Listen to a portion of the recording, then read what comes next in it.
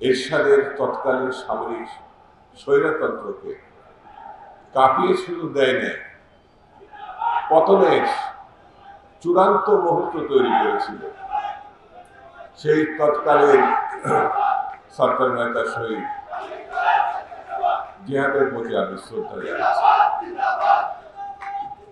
আমি শ্রদ্ধা জানাচ্ছি।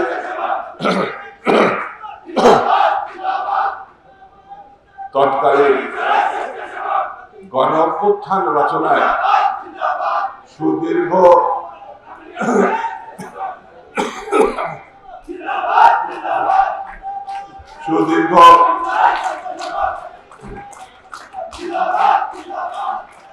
জিন্দাবাদ জিন্দাবাদ জিন্দাবাদ জিন্দাবাদ জিন্দাবাদ জিন্দাবাদ, আরো জোরে জিন্দাবাদ জিন্দাবাদ। আরে ভাই আসছেন স্মরণ সভায়, আপনাদের জিন্দাবাদ দেওয়ার জন্য এখানে আসছেন, একটু বুঝতে হবে তো ভাই।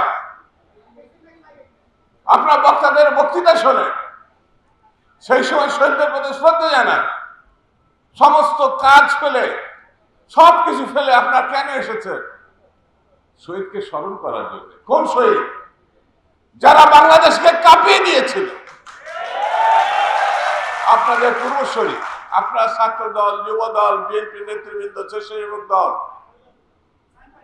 সেদিন যাদের বয়স আমাদের মতো ছিল, তারা রক্ত দেওয়ার জন্য উন্মুখ ছিল।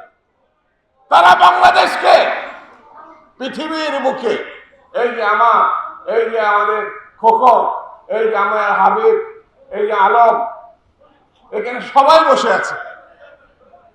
সেই দিন আপোষ করে নাই ছাত্র নেতারা। ছাত্র নেতারা কখনো আপোষ করতে জানে না। ছাত্র নেতারা বুকে রক্ত দিয়ে এরশাদকে বিদায় করেছিল। সেই রক্ত গণতন্ত্র ফিরে এসেছিল। সেই রক্তের পদ্মে আমাদের নেত্রী, সাহসী নেত্রী, যিনি জীবনে কখনো কোনো নির্বাচনে পরাজিত হয় না, যার উপরে দানবীয় আক্রমণ করেছে শেখ হাসিনা, যার উপরে মৃত্যুর ঘন্টা বাজাতে চেয়েছিল আওয়ামী লীগ, সেই নেত্রী সেদিন শক্ত করে দাঁড়িয়ে এরশাদকে বলেছিলেন, তোমার বিদায়ের আগে এই দেশে কোনো নির্বাচন হবে না। আমরা সেই দল করি। আমরা তার মানুষ যে কথা দিলে কথা রাখে।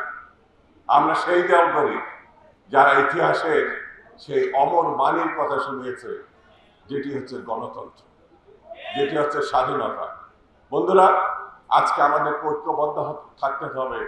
আগামী দিনে যে ষড়যন্ত্র আমরা লক্ষ্য করছি নির্বাচনকে ঘিরে, সেই নির্বাচন যতক্ষণ পর্যন্ত না হবে, যতক্ষণ পর্যন্ত বিএনপিকে আমরা শাসকের দল হিসেবে দেখতে না পাবো, ততক্ষণ পর্যন্ত রাজপথ ছাড়া যাবে না। ছাড়া যাবে? যাবে? যাবে? প্রধানমন্ত্রী ছাত্র দল প্রধানমন্ত্রী বানিয়েছিল বেগম খালেদা জিয়া, এটাই সত্য।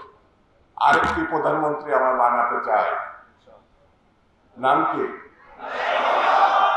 তারেক রহমান। তারপরে আমাদের কাজ শেষ হবে। ঠিক আছে? আসতে বলেন। খুদা হাফেজ। বাংলাদেশ জিন্দাবাদ।